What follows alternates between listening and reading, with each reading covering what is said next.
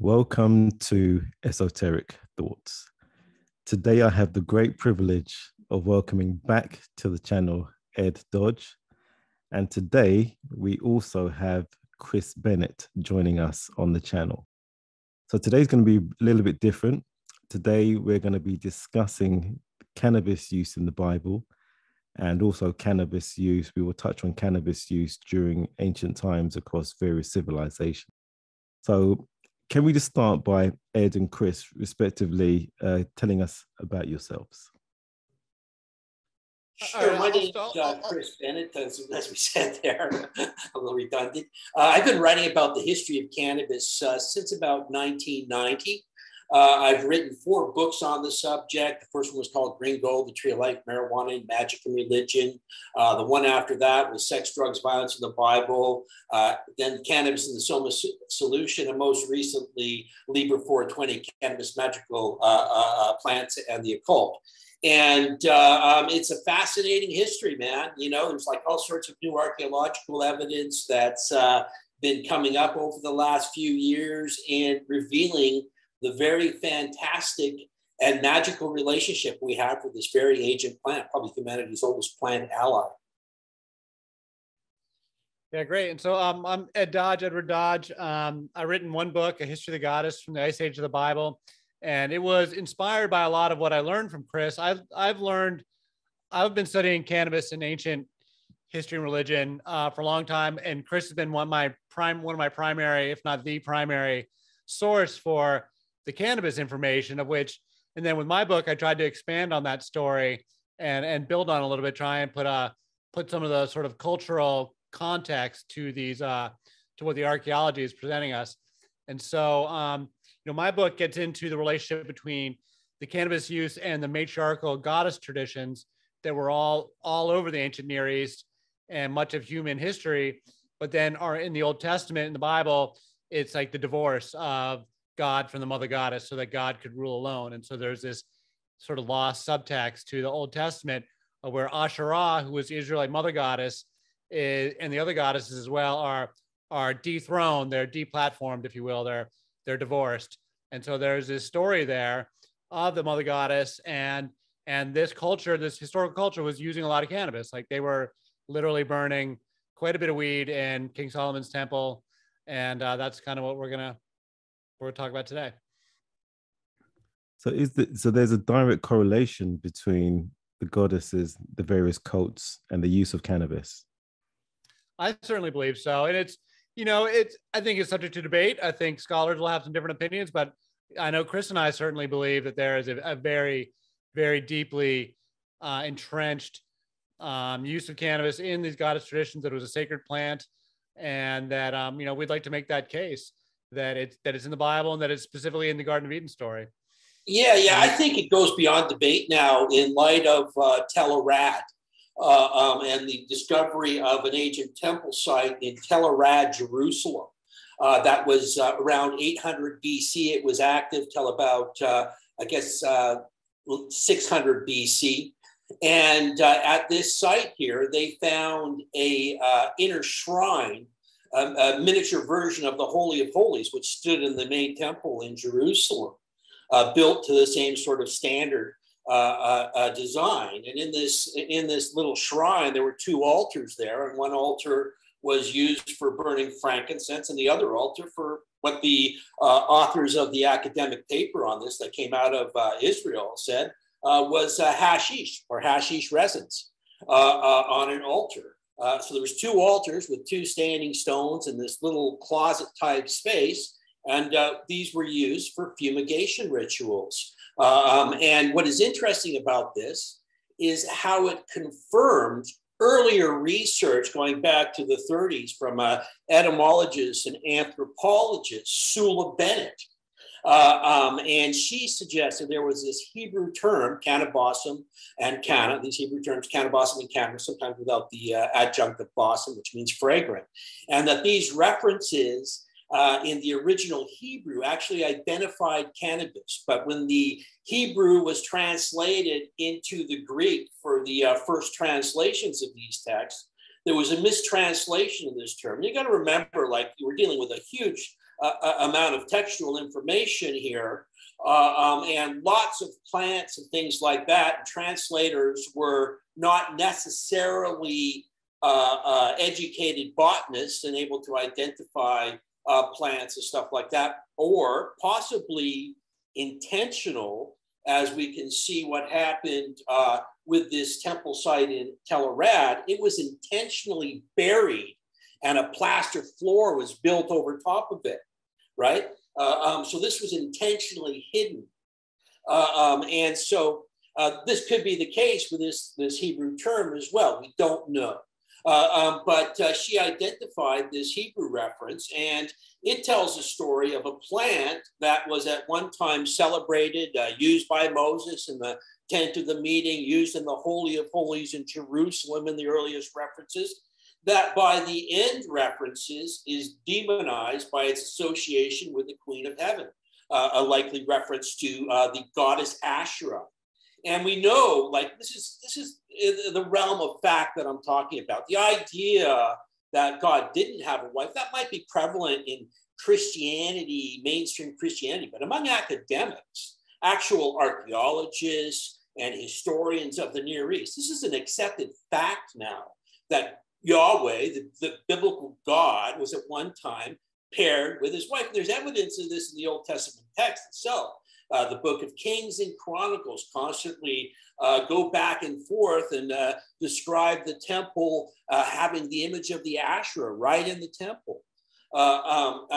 So most of the time it's in there. There's actually only two out of all the kings of Judah. There's only actually two reforming kings, Hezekiah and Josiah. And that's who archaeologists believe buried this temple in Tel Arad in their campaign to destroy the Asherah cult. And so that's what these Hebrew references tell, is the same story, right?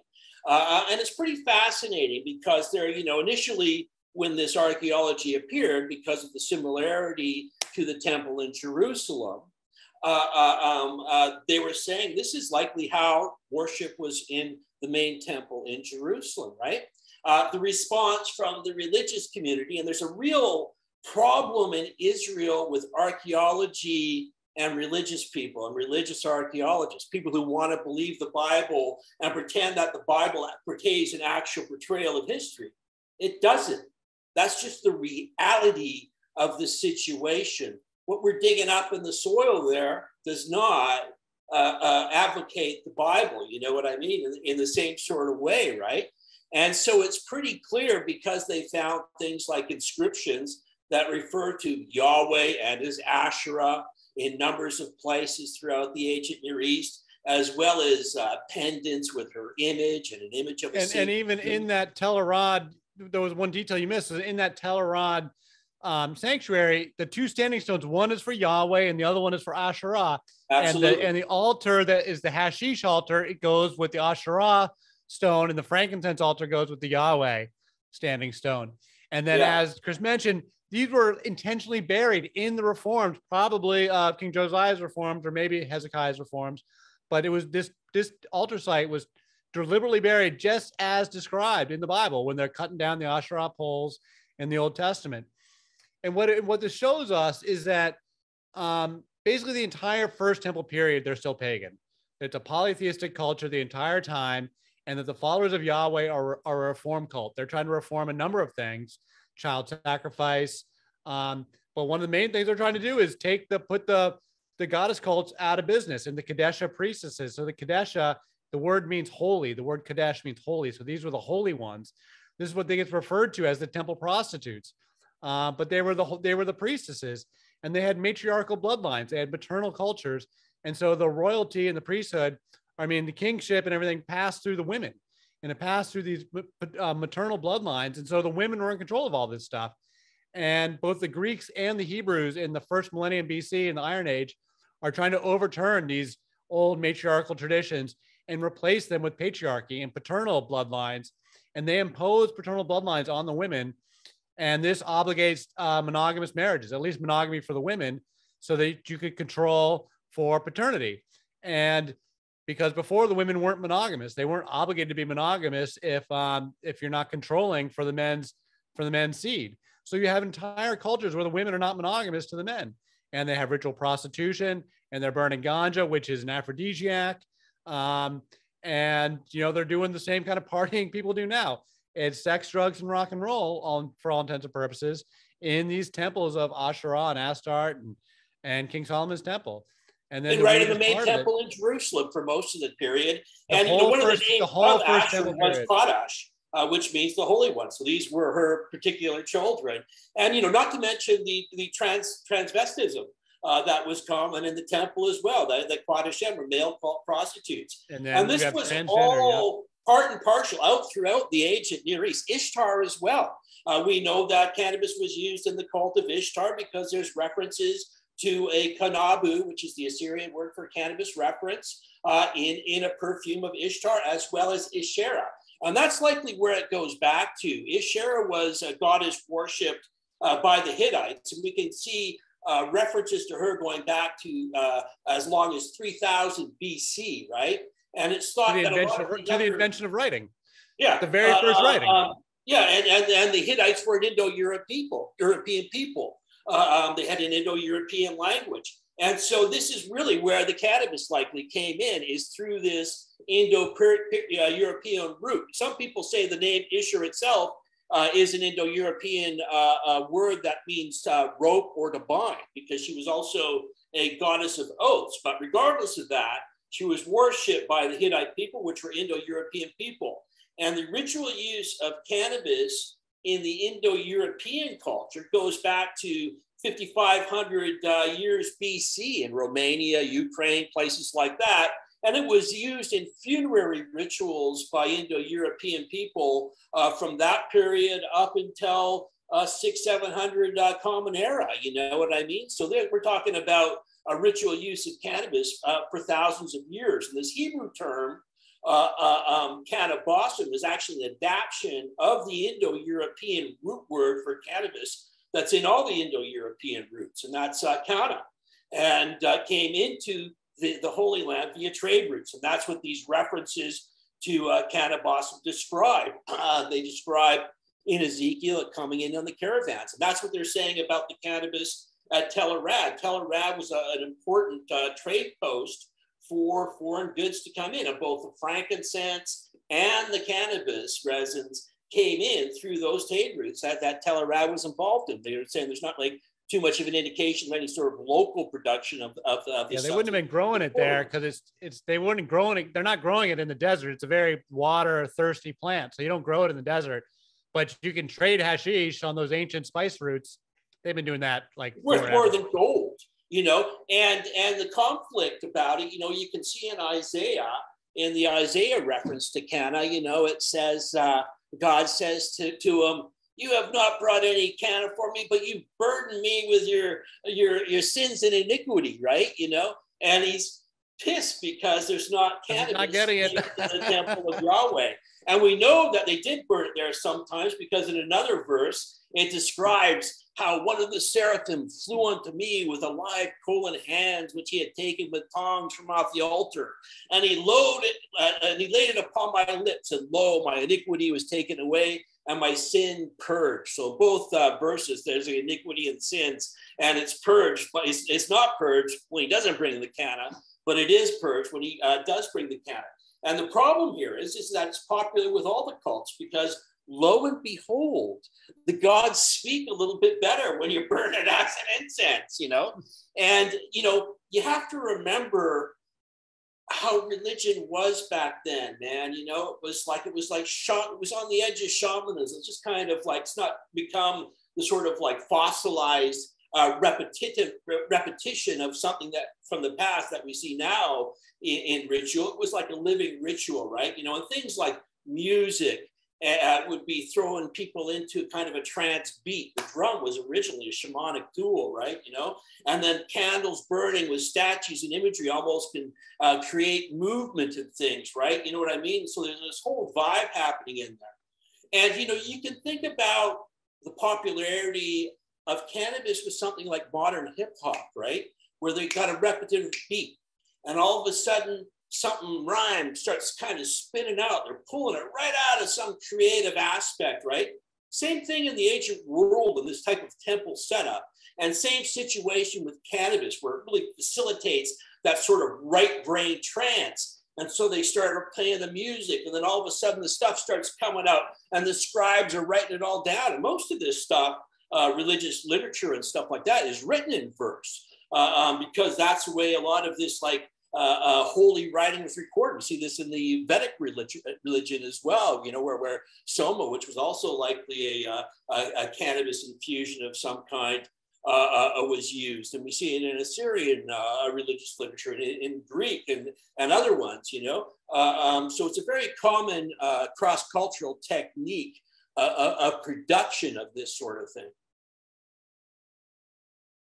So we can clearly see that the use of cannabis is demonized now. But if we can go back in time and discuss how it was demonized in Eden mythology.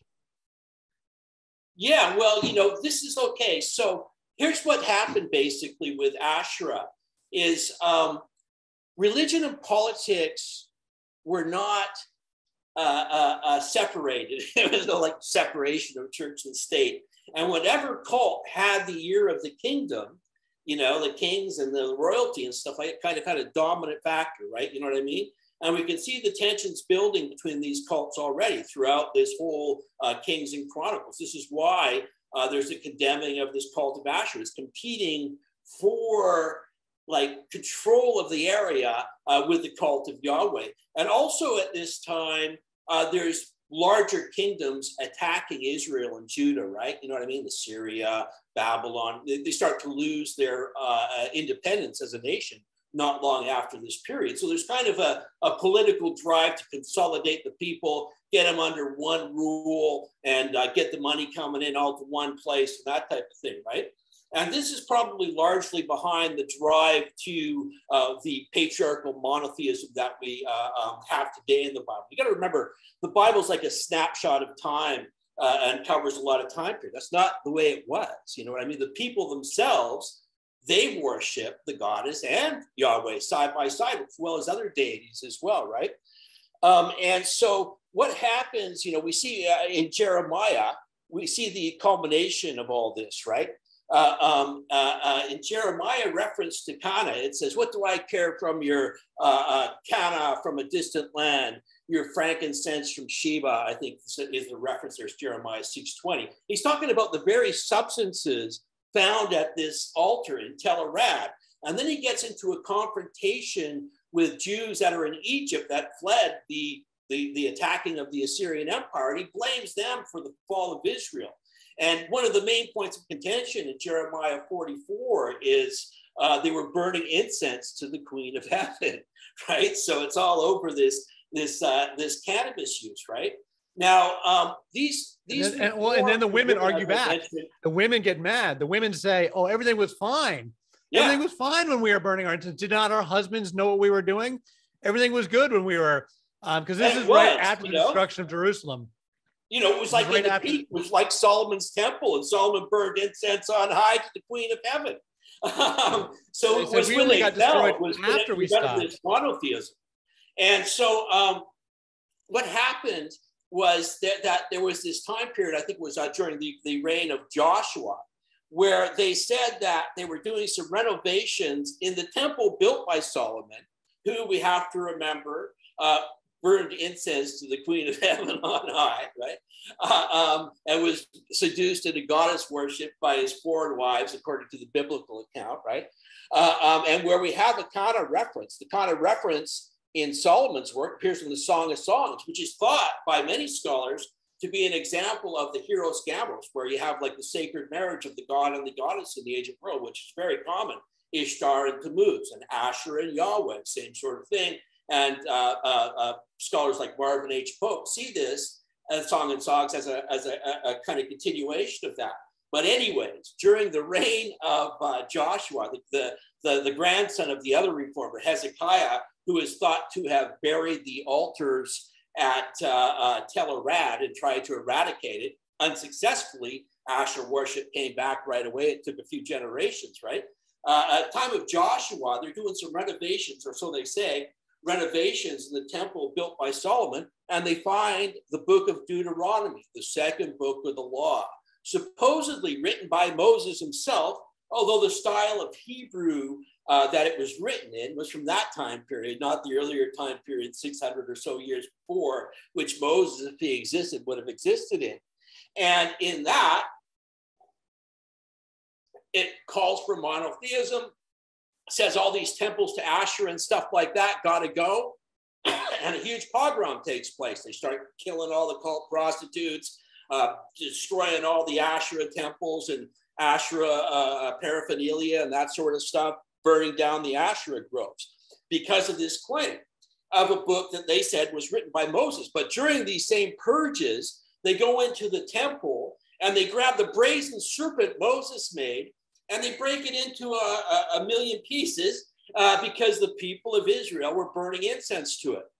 So now we have Asherah in the temple, the serpent in the temple, the menorah supposedly, or maybe an Asherah pole, which is thought to be a sacred tree image, and is thought by many scholars to be the origins of the menorah, all within the temple itself. So these are all kind of symbolic of things that are in Eden, you got to remember, right? And in the story of Isaiah, for instance, when he takes the burning coal, it's from a seraphim, which means fiery serpents. We have the serpent imagery. Levites as well, which were banned during these same purges from being the representative of the temple. The root for Levite comes from Leviathan, has also serpent imagery, right? And so, although the story of Eden is at the beginning of the Bible, it's not like the Bible was written chronologically, you know what I mean? Here's the first book, and here's the second book, and here's the third book. Creation was actually written at the creation of the universe. It's a slammed together group of texts have been edited by a number of different groups, even by this time. And we know, scholars think that either the Eden myth was written around 400, 500 BC after the return from the Babylonian exile by the Persians, or during these final reforms, which were behind Joshua. And the Eden mythology is clearly, as many scholars are pointing out, is a reversal of this earlier relationship. The name Eve means life, and in Hebrew it's Hawa. That's one of another epithet used for Asherah, you know what I mean? And so she's mortalized as the mother of all living instead of mother of the whole universe, mother of all people. And her cohort, the serpent, she's also known as the Lady of the Serpent, is demonized as this evil villain in the Eden myth. And her sacred tree, which because she's often portrayed as a sacred tree. And when you look at the imagery of the sacred tree in the Asherah literature, here, why don't I share a couple of images of that? Just give me 1 second here. Well, they often have a snake climbing around the tree of life or a tree of knowledge. Yeah. And that image so is like here, really. This is an image of Asherah as a sacred tree. See the goats there nibbling at her leaf? Well, she's playing the sacred trees, and they're saying this is wheat in the by the archaeologists. But look at the size of those; those could easily be cannabis buds. And then this is the actual altar site. Sorry, give me 1 second here. Okay. This is the actual altar site in Tel Arad. This would have been enclosed. The small altar there is the one that would have had hashish burnt on it. The larger one is the one with the frankincense. There's the two altar stones. So that goes to show you just how small and tight this confined space that was used in this fumigation rituals. The intention was definitely to get an effect from that holy incense. And here again, sorry, my computer's a little slow. That one's not such a good, sorry, not so good. I'm just trying to track down some of these better images of, sorry, give me 1 minute. Why don't you fill the air for a minute there? Yeah, so yeah, my whole take on the Garden of Eden story is that it's totally a condemnation of Asherah, and Eve represents Asherah and the priestesses and the whole tradition. And they're very clearly condemning it and putting the priestesses out of business. And the entire absolutely, and you got to think about like the suppression.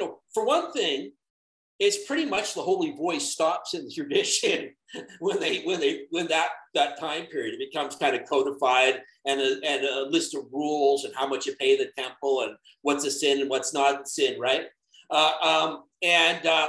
This is another image of the sacred tree with the goats. And we see this over and over again in the Asherah literature. And here again, sacred goats. Oh, sorry. Chewing at the sacred tree. And goats do love marijuana, right? So it's pretty clear that, and it's not just the cannabis incense at Telerat. At another site associated with a regional goddess that's thought to be related to Asherah, because you got to remember, this all kind of takes on its own regional identities further it gets away from each other. They found actual hemp cloth in a loom, a sacred loom, right? And they talk about the weavings for Asherah taking place in the temple itself. Because that's really the unique thing about hemp is cannabis is not just a drug; it's also a fiber and a critically important fiber. And so what's the first thing that Adam and Eve do after they eat from the sacred trees? They weave clothing. You know what I mean? They weave clothing, and then they get condemned for weaving clothing. And God says to wear furs. He doesn't want them to wear woven clothes. He wants them to wear furs, because farmers and shepherds is one of these motifs. The Hebrews are all shepherding people. They're patriarchal shepherds. But the farmers, those are all the goddess worshippers in the cities with these matriarchal traditions. And so Cain and Abel represent the farmers and shepherds being rivals with one another. Cain being this innocent shepherd who gets murdered or Abel, the innocent shepherd, gets murdered by that vicious, lying, treacherous farmer, whose offerings of vegetables are no good to God. God doesn't want those damn vegetables and woven fabrics. He wants meat. He wants meat and fur. And Cain's vegetable offerings are rejected, of which cannabis would be in that. But Abel's meat offerings are accepted. And so Cain murders Abel. And it's all this, propaganda to say that, it's like liberals and conservatives. They're saying those farmers, they're bad people. We don't like them and we're going to demonize them. It's amazingly like liberals and conservatives, you know what I mean? Down to like gay rights and women's rights and use of herbs and things like that. You see all sorts of parallels, and like ISIS coming in out of the mountains in Afghanistan to shut down the city life of the liberal city life and shut down the women and their educations and any kind of women's independence. They got these patriarchal guys coming out of the hills to do that. It's exactly what's going on in the Old Testament.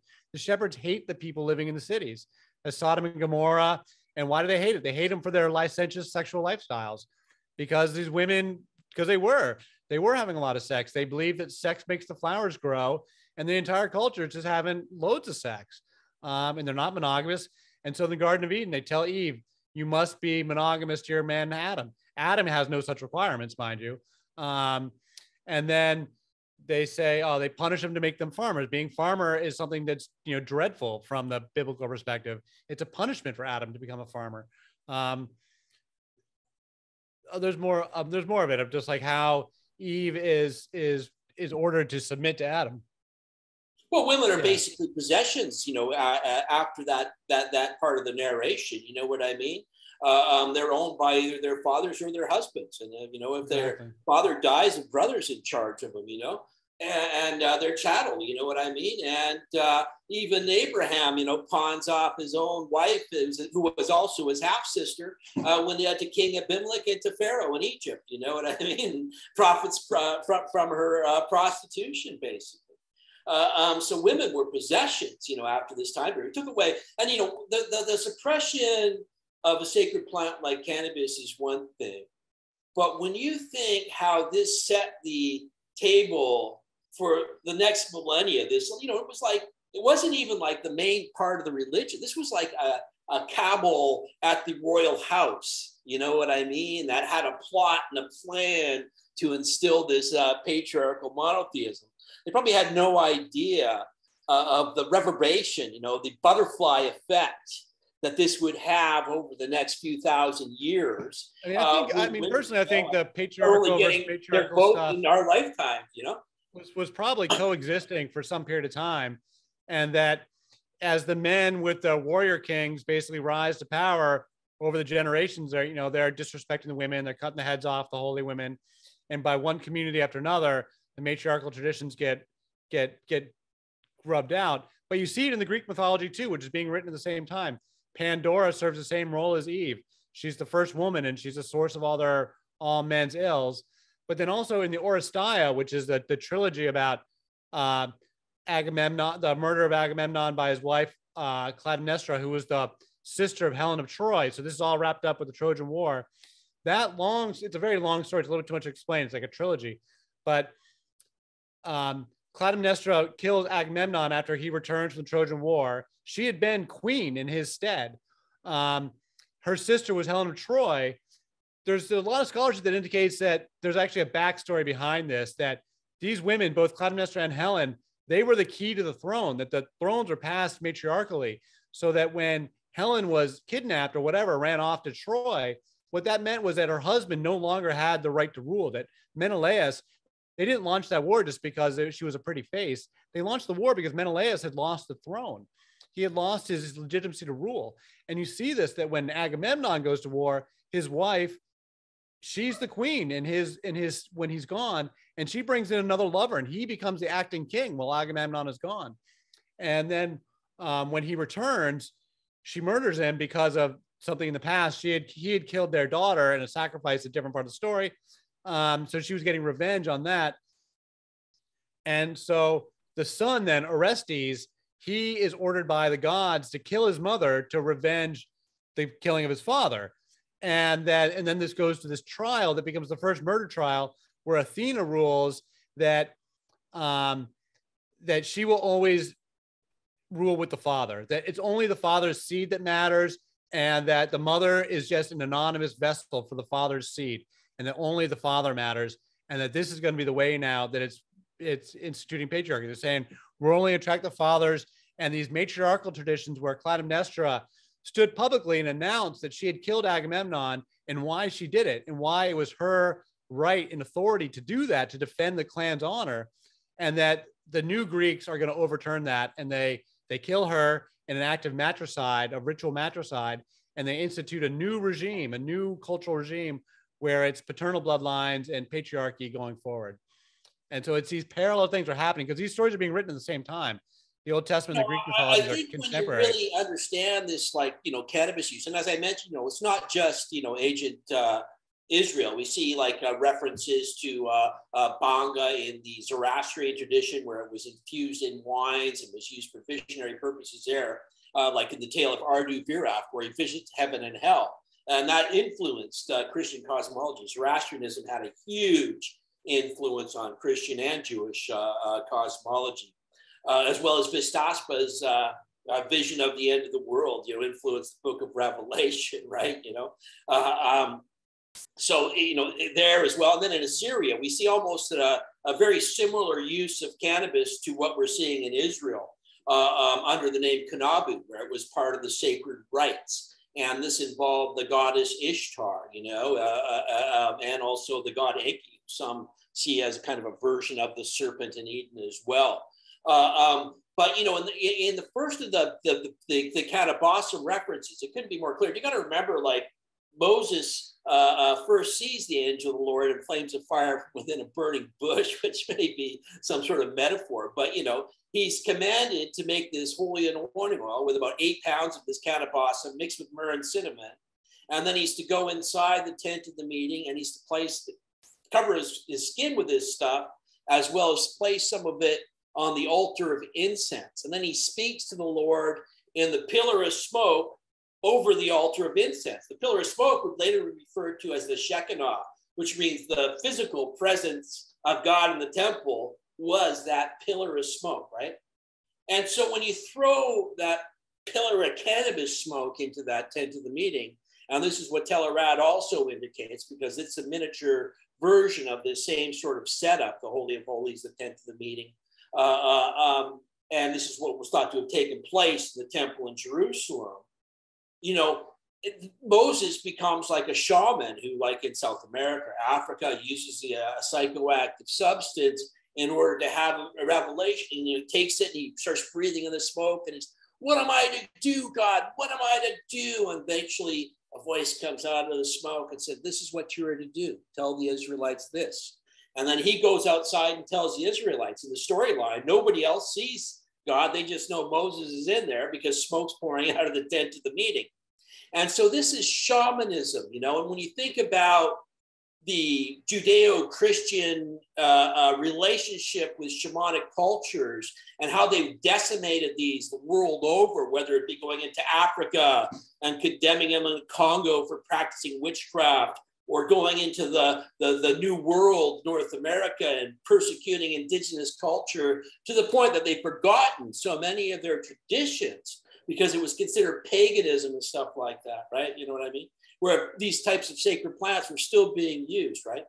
I think when you take all that into context of this evidence that's emerging, and Telerad's not the only archaeological evidence we have of cannabis. We've got the hemp cloth in the Holy Land in the Levant, and we also have evidence that it was used in childbirth for Bet Shemesh, Israel.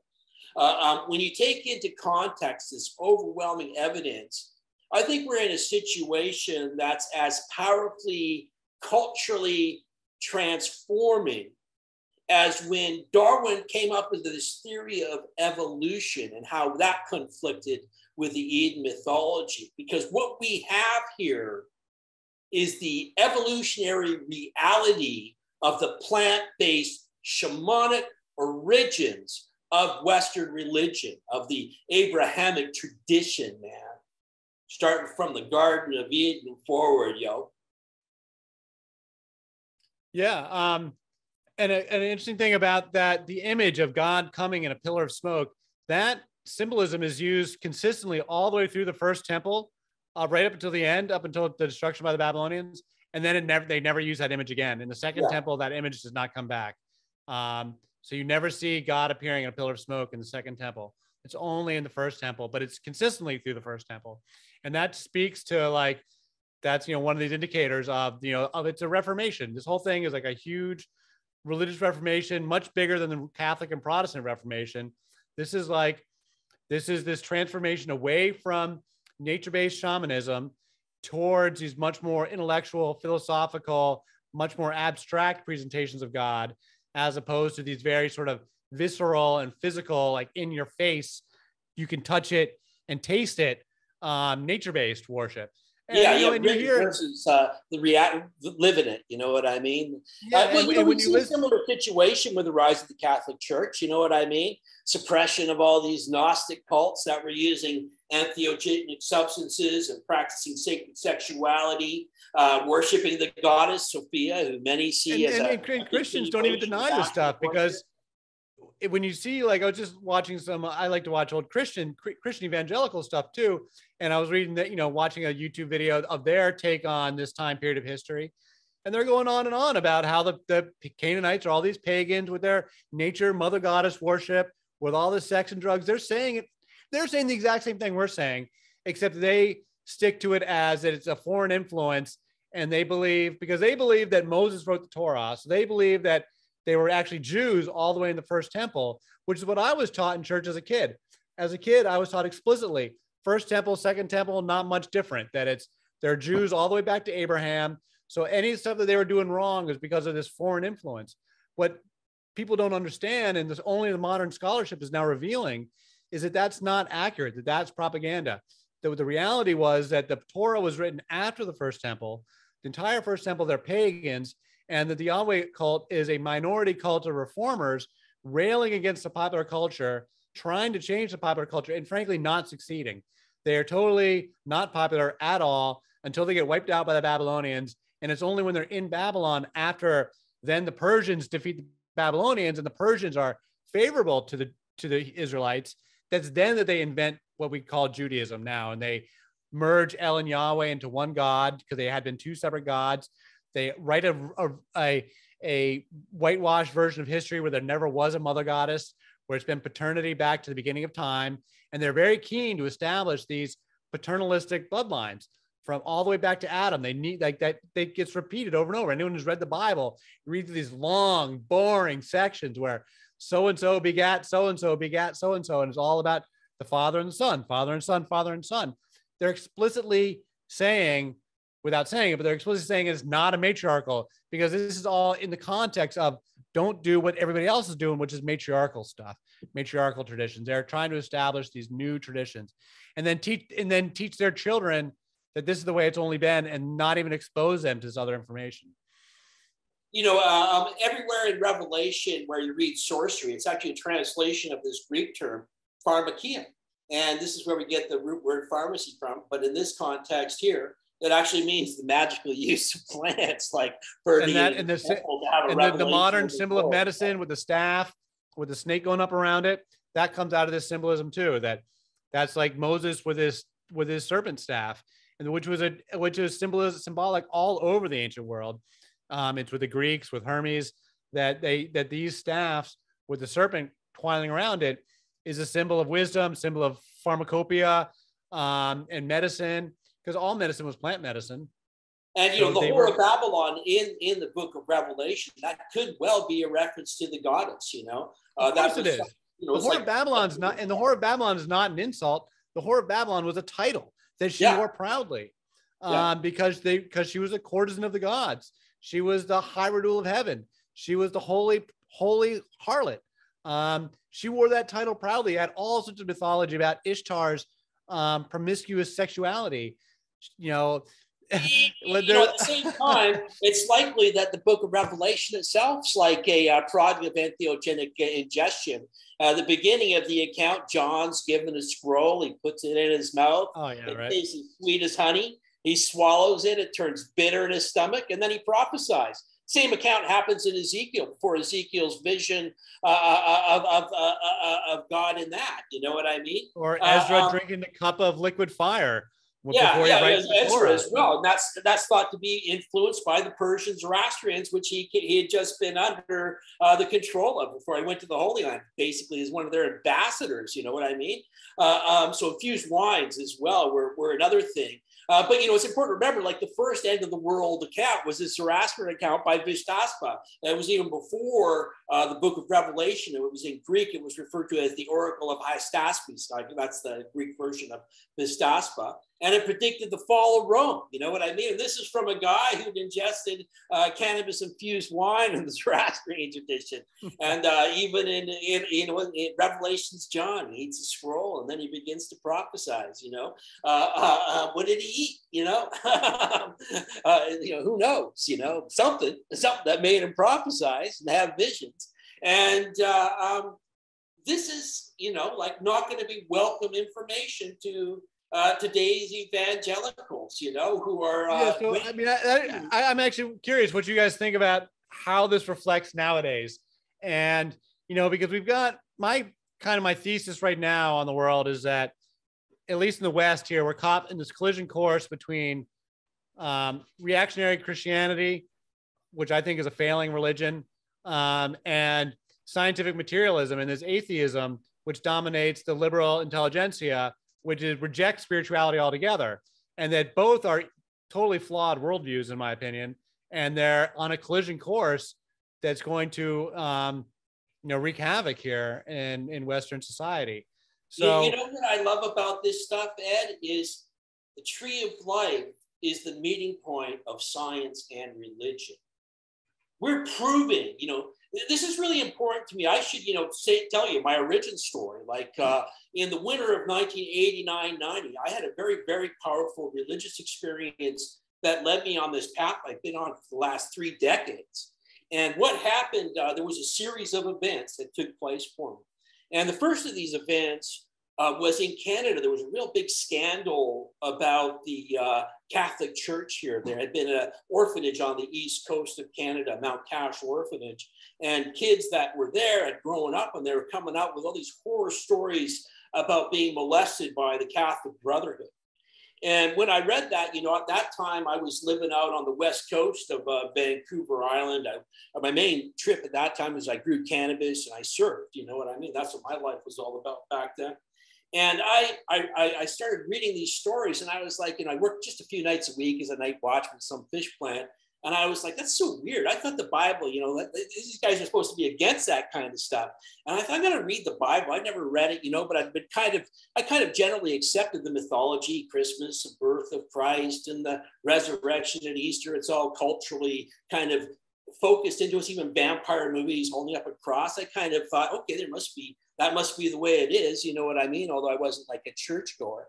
And I started to read it. It was just like so-and-so begat so-and-so, and I couldn't get into it. And I stuck it in the night watchman's office and forgot about it. And then coinciding with this, some other events happened. One of them was this big controversy about the logging of the last old growth rainforest in Canada, the Clackwood Sound. And I found out just at this time about the many industrial uses of hemp, and how 1 acre of hemp would produce as much paper as 4 acres of trees. People didn't even know cannabis was hemp anymore. The language had kind of fallen out of favor. And I started finding out about all these industrial applications. I thought, well, most of those trees are going to pulp and paper. Maybe we could grow this agricultural crop and move away from that. And I started getting really interested in this. And also coinciding with this, the Gulf War took place in Iraq.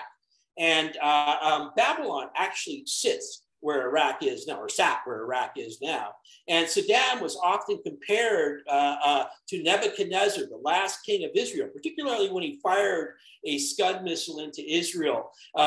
He was rebuilding the Gardens of Babylon, and he was having things like his image and Nebuchadnezzar's image projected into the sky, really thriving on this image. And so one night I'm in this fish plant and I'm smoking a joint of some weed that I grew, and I'm reading this newspaper. At that time, there was no internet, right? It was like 89, 90, not any internet to really see anyways.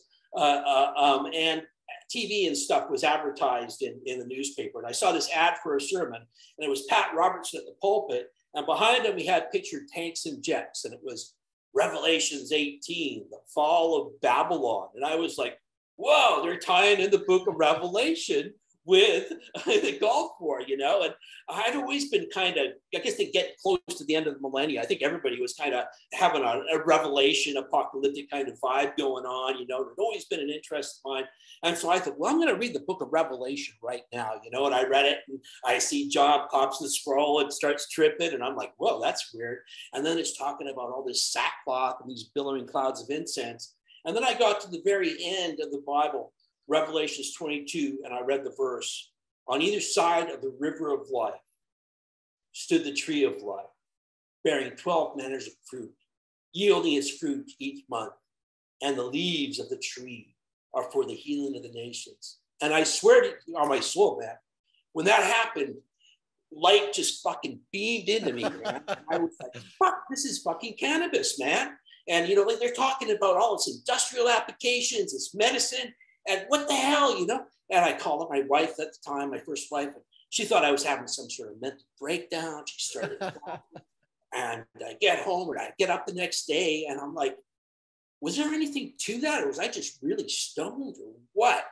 And I looked out at these clear-cut mountains, and I thought, well, I'm going to start pushing industrial hemp. But if there is anything to this, cannabis being the tree of life, then somebody somewhere else will have known about that. And here we are 32 years later, man. And I can say to you with confidence, man, based on archaeological evidence, solid stuff that you can count on, more powerful than the words of the Bible, that cannabis was that ancient tree of life. And it can be again now in this time in the world where we need something like that so bad, man. It can replace all the fossil fuels. It can save our forests. It can take us away from soil depleting cotton. It can feed the world's hungry. It's the hand of the goddess reaching back out through time to her children, just waiting to take on that ancient cloak and mantle again. That's what's happening. Alpha and the Omega. Yeah, it's on the opening page of the Bible and the closing page of the Bible. Absolutely. Genesis 3, 6, and 7 is a specific description of cannabis in the Garden of Eden. Those two verses where it's the tree of life, it's a tree of knowledge, that it's attractive to the eye, that its seed is good to eat. They make clothes, they eat it. They have an they get stoned and have entheogenic experience, and then they go out and make clothes. Oh, and then it's referenced as obliquely, they talk about when Eve is punished, that her childbirth will now be painful. Well, cannabis was a midwifery medicine. It's a fiber, a drug, an aphrodisiac drug, and a midwifery medicine, all in one package. That was the Bet Shemesh Fine, was a woman that died, a girl that died in childbirth, been being used topically and burnt as an incense for a woman that was, so we know. Well, no, used vaginally. They use it internally. Yeah. And so then, and also there's a reference in the Zendavesta, or one of the old Zoroastrian ones, where it's referenced as an abortificant, that it's bong mixed with some other plants, and you can make an abortion remedy from in the ancient times. So Genesis, it's on the opening page of the Bible, but then Revelations 22:2, it's the last page of the Bible. So the Alpha and the Omega, the beginning and the end. It's been there all along. We get into like this whole aspect of Christianity. I guess we're coming up to an hour here. Maybe we should come back at some point, and because there's this like incredible wealth of information indicating that the name Christ itself is the Greek translation of the Hebrew term Messiah, and means the anointed one. And in the New Testament, Jesus baptizes no one, but in the oldest of the synoptic gospels, Mark, he sends out the 12 apostles with oil to cast out demons and heal the sick. And casting out demons in those days likely meant things like treating people for epilepsy, which cannabis is very, very effective for. And when we turn to the Gnostic text, the other surviving Christian text, I don't know how many of your viewers know about Gnosticism and the competing Christianity with what became the Roman Catholic Church. That's just as old, but tells a very different version of Christianity, where they worship the goddess Sophia, for instance. One of the main points of contentions that scholars have pointed to is water baptism versus anointing with oil. The Gnostic texts themselves say there's only water in the baptism, but there's fire in the anointing oil. And through the anointing oil, we're initiated into unfading bliss. And they apply it for medical applications like straightening crooked limbs and healing wounds. And so, we're clearly talking about a continuation of the same pre-Reformation Israel, same First Temple kind of cosmology carrying on into the early Christian period, which really didn't come to an end until the Catholic Church rose to prominence. Gentlemen, I have so many questions that will spin off into topics of their own. I would love to have the two of you back. I'm very interested to delve more into the Eve Asherah correlation. And there are many things that you touched on that I think, as we said before, it's such a vast topic. We probably need to spend a bit of time in separate interviews to delve into more detail on the very specific parts of what you've touched on today. But thank you, Chris. Thank you, Ed, for joining me today. My pleasure, Esoteric. Thank you, Esoteric. Happy to be here.